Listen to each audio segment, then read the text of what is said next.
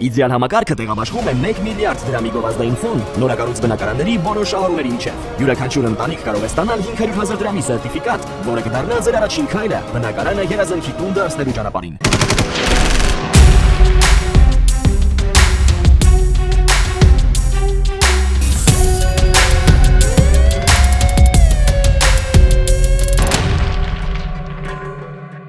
Հակակոռուպցիոն դատարանը պատիվ ունեմ դաշինքի պատգամավորի թեկնածու Գորսեթ Ռակյանին դատապարտել է 4 տարվա ազատազրկման, ըստ մեղադրանքի նա լինելով պատիվ ունեմ դաշինքի պատգամավորի թեկնածու 2021 թվականի արտահերթ խորհրդանական ընտրությունների ընթացքում կազմակերպել ու իրականացրել է ընտրակաշառքի համակարգված բաշխում։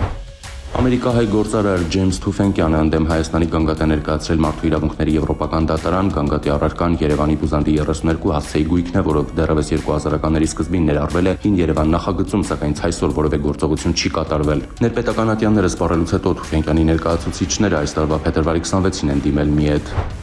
Հակակոռուպցիոն կոմիտեն պարզել է, որ կրթության, գիտության, մշակույթի եւ սպորտի նախարարության բարձրագույն կրթության եւ գիտության կոմիտեի պաշտոնատար անձինք չարաշահել են պաշտոնեական լիազորությունները, ինչպես նաեւ խարդախության եղանակով կատարել առանձնապես խոշոր չափերի հափշտակություն։ Պարզվել է, որ կազմակերպության գլխավոր հաշվապահը տարեկան ֆինանսավորումների արդյունքում չօգտագործված միջոցներից կոմիտեի գանձապետական հաշիվներին 2019-ից մինչև 24 թվականները վերադարձված 210 միլիոն 946 հազար դրամը չի փոխանցել հանրապետության պետական բյուջե։ Գլխավոր հաշվապահին մեղադրանք է ներկայացվել։ Մեղադրանքներ են ներկայացվել նաև տարբեր ժամանակահատվածներում կոմիտեի գլխավոր քարտուղարի պաշտոնները զբաղեցրած երկու անձանց։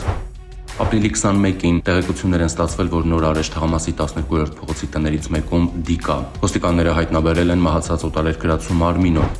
Ապրիլի 21-ին Իջևան-Սևան-Երևան ավտոճանապարհին բախվել են Mazda, Rivian եւ Opel Magnishi ավտոմեքենաները։ 3 հոգի տեղափոխվել է հիվանդանոց։ Ապրիլի 21-ին Սպիտակ Երևան ավտոճանապարհին բախվել են MAN Magnishi Բեռնատաժն ու Opel Astra Magnishi ավտոմեքենան, 1 հոգի տեղափոխվել է հիվանդանոց։ Ապրիլի 21-ին Վանաձոր Ստեփանավան ավտոճանապարհին Լոռու մարզի բնակիչ 48-ամյա Արմանն իր բարազված 2121 Magnishi ավտոմեքենայով դուրս է եկել երթևեկելի գոտուց ու գլխիվայր հայտնվել Ձորում։ Վարորդը եւ ուղևոր 26-ամյա Մխիթարը տեղափոխվել են հիվանդանոց։